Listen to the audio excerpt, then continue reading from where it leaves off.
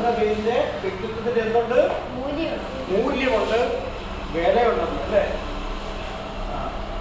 നമുക്ക് നമ്മുടേതായ പേരിന്റെ വിലയുണ്ട്, മൂല്യമുണ്ട്. നമ്മുടെ പേര് കളയരുത്. നമ്മളൊരു കുറ്റകൃത്യം ചെയ്ത് അതിൻ്റെ ഫോട്ടോ പത്രത്തിൽ വന്നാൽ നമ്മുടെ പേര് വരും. അങ്ങനെ വന്നാൽ ഏറ്റവും കൂടുതൽ വിഷമിക്കുന്നത് ആരാണ്? നമ്മുടെ ജീവിതത്തിൽ മാതാപിതാക്കൾ. അപ്പൊ നമ്മുടെ ജീവിതകാലത്ത് നമ്മുടെ മാതാപിതാക്കളെ നമ്മൾ അനുസരിക്കണം, അവരെ വിഷമിപ്പിക്കരുത്. നമ്മുടെ ജീവിതത്തില് മാതാപിതാക്കളാണ് നമ്മുടെ ഏറ്റവും പ്രധാനപ്പെട്ട വ്യക്തി. അവരാണ് നമ്മളെ സംരക്ഷിക്കുന്നത്. ഇനി നമ്മൾ നമ്മൾ ചെയ്യാൻ പോകുന്നത്, ഞാൻ നിങ്ങൾക്ക് എല്ലാവർക്കും ഒരു മുല്ലപ്പൂ തരാൻ പോകാം. ഒരു മുല്ലപ്പൂ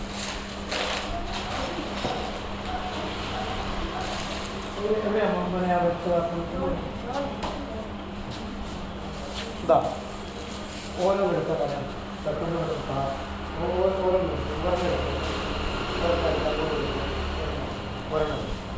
ഒരെണ്ണം ഓരോ മുല്ലപ്പൂ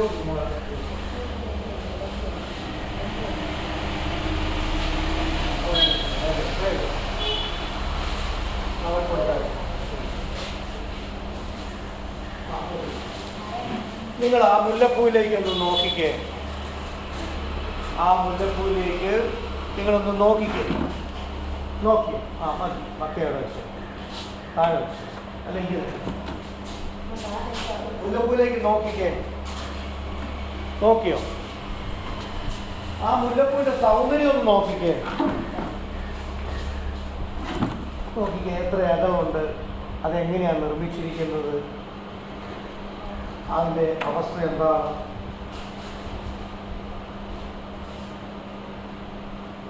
ആ മുല്ലപ്പൂ പിന്നെ മണം എവിടുന്നാണ് വരുന്നതെന്ന് നിങ്ങൾക്ക് അറിയാമോ? നമുക്കറിയാമോ മുല്ലപ്പൂവിൻ്റെ മണം എവിടുന്നാണ്? അറിയത്തില്ല. നല്ല മണമാണ്. അപ്പം നമ്മൾ ഇത് മുല്ലപ്പൂ ഇതിനെ നമ്മൾ ഇഷ്ടപ്പെടാൻ കാരണം അതിൻ്റെ മണമാണ്. ഞാനിപ്പോൾ നിങ്ങളുടെ കയ്യിൽ ഈ മുല്ലപ്പൂ തരാൻ കാരണം നമ്മുടെ ജീവിതം ഈ മുല്ലപ്പൂവിനോട് ചേർത്ത് വെക്കാൻ വേണ്ടിയാണ്. മുല്ലപ്പൂവിനെ പോലെ ഈ മുല്ലപ്പൂവിൻ്റെ നിറം നല്ല വെള്ള നിറമാണ്, സൗന്ദര്യമുണ്ട്, അതിനകത്ത് പൂമ്പൊടിയുണ്ട്, മണമുണ്ട്. മണമുള്ളത് കൊണ്ടാണ് വണ്ടൊക്കെ വരുന്നത്. ഇതുപോലെ നമ്മുടെ ജീവിതവും സുന്ദരമാണ്. വണ്ട് മുല്ലപ്പൂവിൽ ഇതിൻ്റെ തേൻ കുടിക്കാൻ അല്ലെങ്കിൽ മണം, പിന്നെ നമ്മൾ മുല്ലപ്പൂവിനെ മണക്കാൻ കാരണം, മുല്ലപ്പൂ ഉപയോഗിക്കാൻ കാരണം ഒക്കെ ഇതിൻ്റെ സ്മെല്ലാണ്. ഇതുപോലെ നമുക്ക് പല കഴിവുകളുമുണ്ട്. ഈ കഴിവുകൾ നമ്മൾ പ്രകടിപ്പിക്കുമ്പോഴാണ്, പുറത്തേക്ക് വിടുമ്പോഴാണ് നമ്മളിൽ മറ്റുള്ളവരാൽ നമ്മൾ വിലമതിക്കപ്പെടുന്നത്, വിലയുള്ളവരായി മാറുന്നത്. അപ്പം നമ്മുടെ ജീവിതം ഈ കൊച്ചു മുല്ലപ്പൂവിനെ പോലെയാണ്. നിങ്ങൾ നോക്കിക്കുക, സൂക്ഷിച്ച് നോക്കിയ, വീണ്ടും നോക്കിക്കുക മുല്ലപ്പൂ.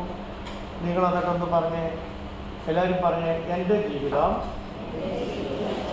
ഈ മുല്ലപ്പൂവിനെ പോലെ മറ്റുള്ളവർക്ക് സൗരഭ്യം നൽകുന്ന വ്യക്തിയായി, മനുഷ്യനായി ഞാൻ ജീവിക്കും. എൻ്റെ പ്രവൃത്തി വഴി, എൻ്റെ വാക്കുവഴി മറ്റുള്ളവരോടുള്ള മനോഭാവം വഴി ഞാൻ നല്ല കുട്ടിയായി ജീവിക്കും എന്ന് തീരുമാനമെടുക്കുന്നു. മോന് ഒന്ന് പറയാമോ? മോന് എന്തെല്ലാം കഴിവുകളുണ്ടെന്ന് പറയാം. ഒന്ന് എഴുതിക്കുന്നു പറയാം. പടം വരയ്ക്കും. ഓക്കെ.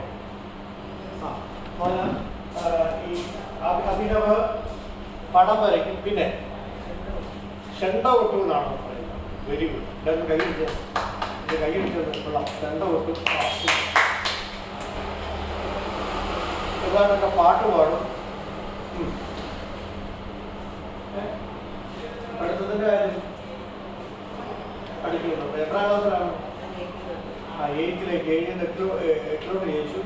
അപ്പോൾ പഠിത്തത്തിൻ്റെ കാര്യത്തിലും ഒക്കെ അഭിനയം നല്ലതാണ്.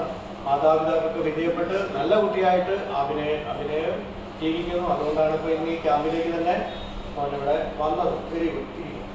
അപ്പം ഇപ്പം നിങ്ങൾ അഭിനയം പറഞ്ഞാൽ അഭിനയം ഇപ്പം സൗരഭ്യം ചെണ്ട കൊണ്ടുന്ന വഴി, അല്ലെങ്കിൽ പണം വരയ്ക്കുന്ന വഴി, പാട്ട് പാടുന്നത് വഴി, പഠിക്കുന്നത് വഴിയൊക്കെ അഭിനയത്തിന് എന്തായി മാറാൻ പറ്റും? ആരായി മാറാൻ പറ്റും? വലിയ ആളായിട്ട് ഭാവിയിൽ മാറാൻ സാധിക്കും. അപ്പൊ അതാണ് അഭിനയനെ സംബന്ധിച്ച് നമ്മൾ മനസ്സിലാക്കേണ്ടത്. ആ പൂവിനെ പോലെ, ഈ തന്ന മുല്ലപ്പൂവിനെ പോലെ അഭിനയന്റെ കഴിവ് എന്തിയണം?